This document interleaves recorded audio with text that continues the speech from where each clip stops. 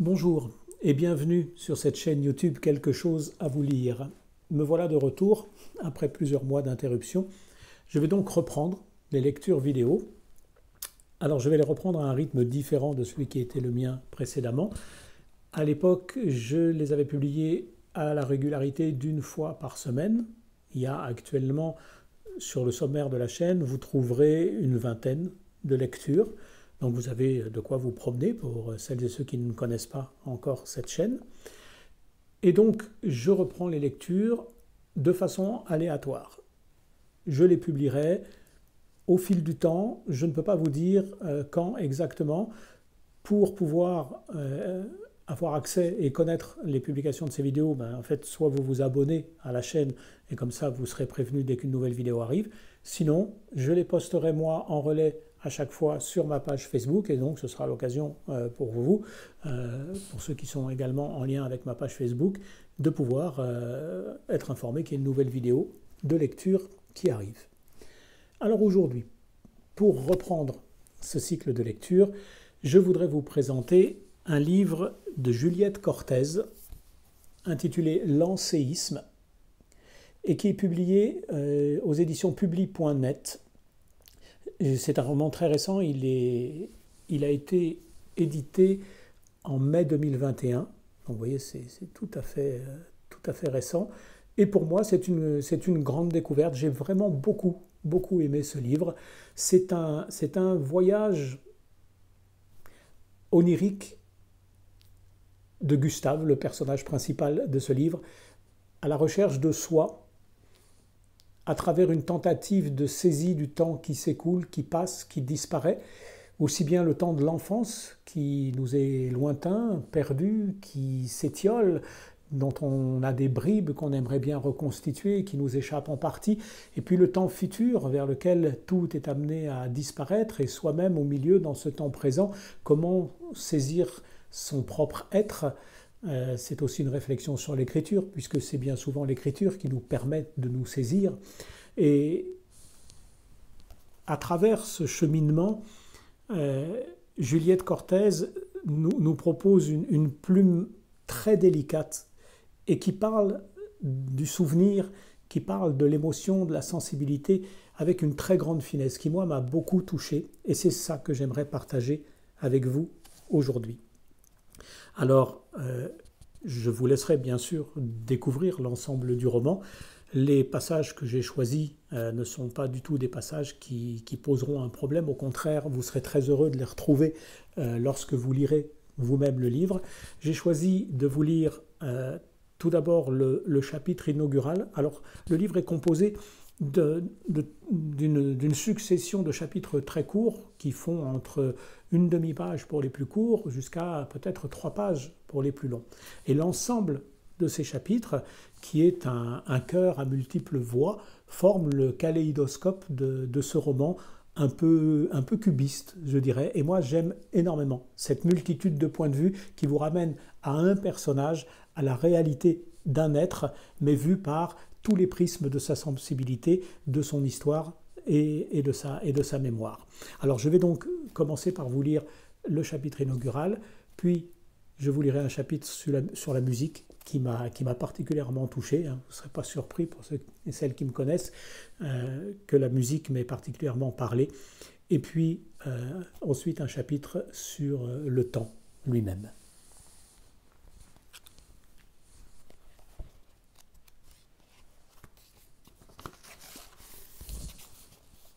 Chacun des chapitres porte un titre.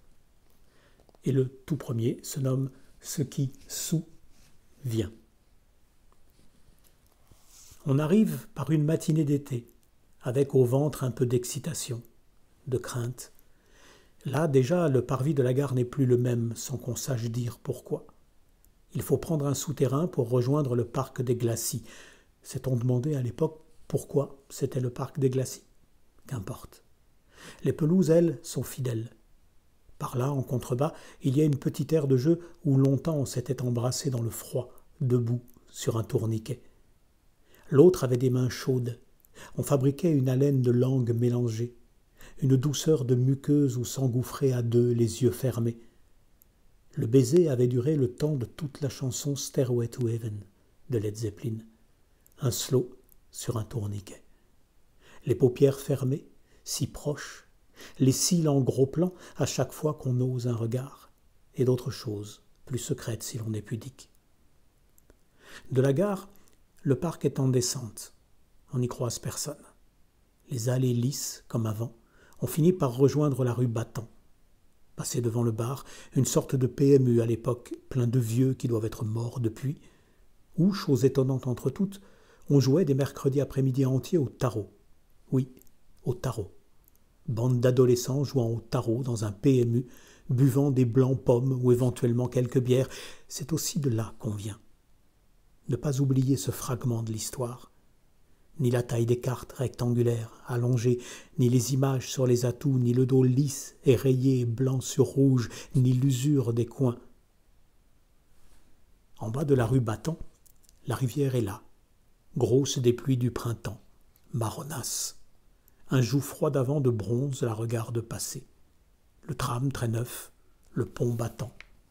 L'église de la Madeleine, toponyme qui de si loin sonne étranger aujourd'hui.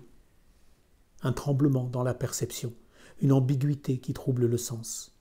L'incertitude ne cesse de tarauder. Un ballottement intérieur qui fait chavirer le paysage. Traverser le pont. Au milieu, la vue sur les quais. La sensation d'avant revient. Et à la fois elle n'est plus là. Précisément, sentir que la sensation qui a existé un jour n'est plus. Sentir que quelque chose n'est plus. Sentir ce quelque chose. Une connaissance née de l'absence. Après le pont, tourner à gauche. Ne pas emprunter la grande rue et ses boutiques doivent être fermées, les zones commerciales au loin comme partout. Ne pas chercher du regard parmi les jeunes des amis à non plus 16 ans, peine perdue. Ne pas croiser non plus le vieil homme un peu fou qui tendait une main tellement tremblante qu'on aurait peiné à y mettre une pièce. On le croisait souvent. Où est-il aujourd'hui? Pensée pour des gens qui vieillissent, maltraités au fond de lieux sordides. Pensée inexistante à l'époque du long baiser au tourniquet. On débouche alors sur la place. Ce n'est pas une claque, non, on le sait qu'il y a eu des travaux. C'est une très légère fissure intérieure. Pas une franche douleur, plutôt une lame amère qui vient du fond, monte et se charge de tristesse. La fontaine de pierre calcaire n'est plus là. On ne peut même pas la décrire, on ne s'en souvient pas assez. On ne se souvient plus de l'aménagement. On sait seulement qu'il y avait là des halles, un marché où l'on avait acheté une fois des fraises. À la place, c'est une étendue vide. Il ne reste rien dans la mémoire pour reconstruire. Le bar où l'on ne venait jamais, où pourtant on avait fêté le bac, vomissant force tequila dans les toilettes, est toujours là, avec l'écran géant, le gazon, les types en short. Et puis le conservatoire. Mais ces marches en pierre ont disparu.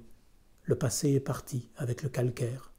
Il a raviné le temps tout sur son passage.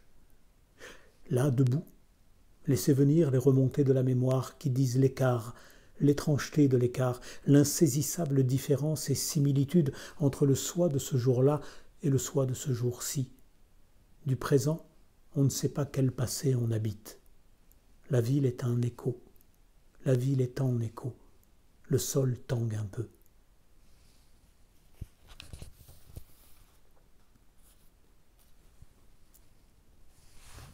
Gustave est le souvenir morbide. Depuis que je suis dans la ville, je me réveille de plus en plus tôt. Ce matin, je pense au prof de piano, celui de mon adolescence. Peut-être est-il mort aujourd'hui. C'était un homme, comme on dit, entre deux âges, les cheveux poivre et sel. Sa mère était morte pendue dans le grenier. Il vivait dans une mansarde avec un piano. C'est bizarre, cette chose, ma mère me l'a dite alors que j'avais 15 ans. Cette chose, la mort pendue de la mère du prof de piano, s'est déposée dans les profondeurs de ma mémoire. Ma mère m'a dit un jour que le prof de piano avait trouvé enfant sa mère morte pendue dans le grenier. Cette image, il faut dire qu'elle est marquante, s'est imprimée profondément dans ma mémoire. Et voilà, ensuite, à chaque fois que j'allais en cours, je pensais à la mère morte pendue du prof de piano. Ce qui fait que sa mort s'était prolongée bien au-delà de sa durée effective. Parce qu'en réalité, mourir, même pendu, ça ne dure pas si longtemps. Je voyais le prof, je pensais à sa mère morte pendue. Je pensais à mon cours de piano, je voyais une mère morte pendue. Travailler un morceau, mère morte pendue. Une histoire morbide, 15 ans, une mère, un prof de piano. Images, souvenirs, textes. Ce qui souvient, une dérive dans l'absence. Le mercredi après-midi, il fallait aller au cours de piano. Le cours avait lieu dans une mansarde avec piano. En bas, dans la rue, il y avait une porte vitrée, et l'encadrement de la porte vitrée avec une pierre usée, lisse au niveau du sol. À l'époque du tourniquet, on s'embrassait longtemps sur le pas de la porte au lieu de monter pour le cours. On arrivait avec sur les lèvres une odeur de bouche et au moins 10 minutes de retard. La porte vitrée restait seule en bas à l'entrée d'un couloir de pierre aux dalles lisses. C'était près d'une boutique, laquelle, pas très loin du marché, de la fontaine disparue, de l'angle de la rue, près du bar de la Poste où l'on passait des heures sur des banquettes en sky à se couper la parole et à briller des yeux. On passe devant, les yeux aveugles, rien ne se retrouve.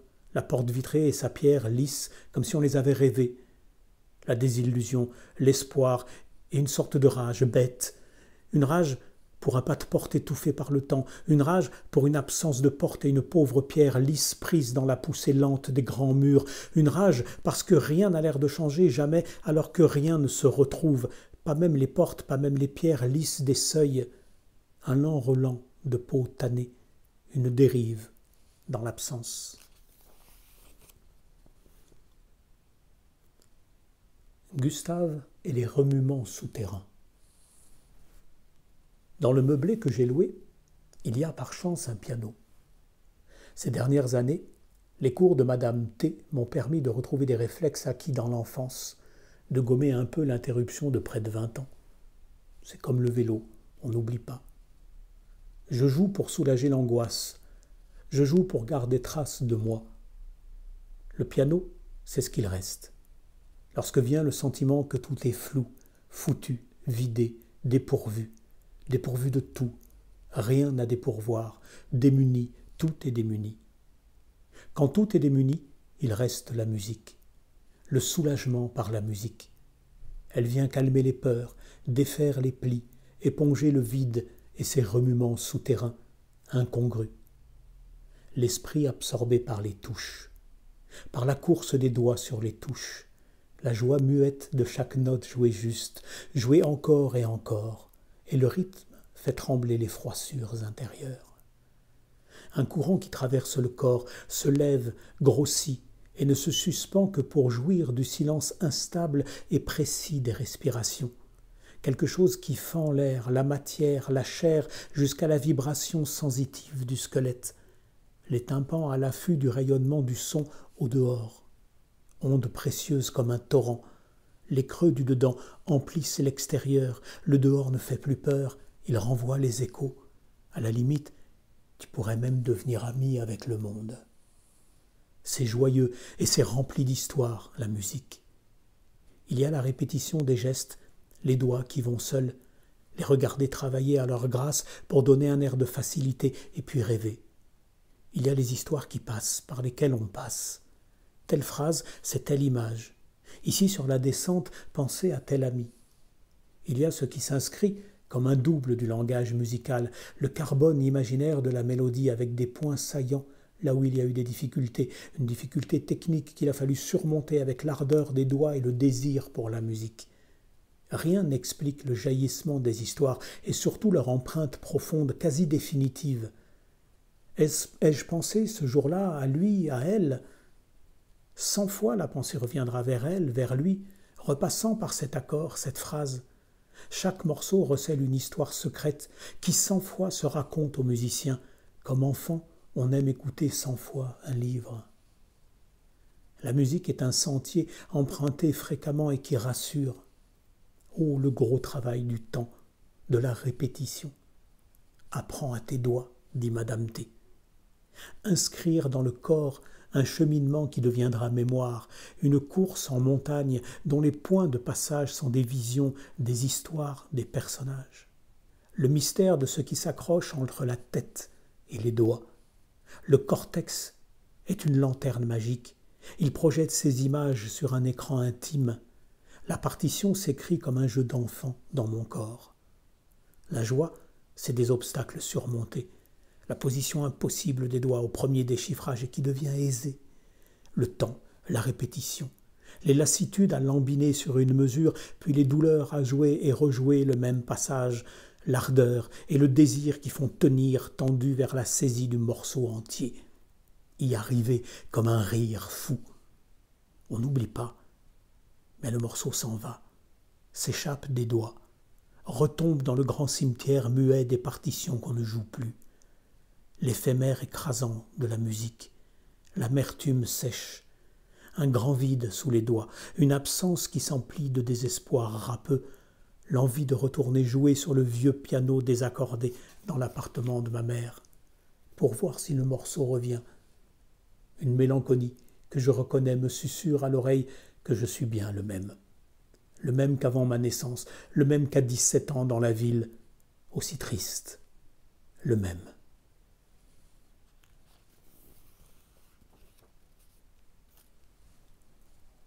Onde fracassante, une haleine de cuir. Il a raviné le temps, tout sur son passage. Il a raviné les pluies de l'enfance, raviné les étés dans la paille, les champs de maïs, le temps qui ne passait pas. Il a raviné le temps tout sur son passage, les folies, les désespoirs aussi, les nuits blanches et les retours en taxi.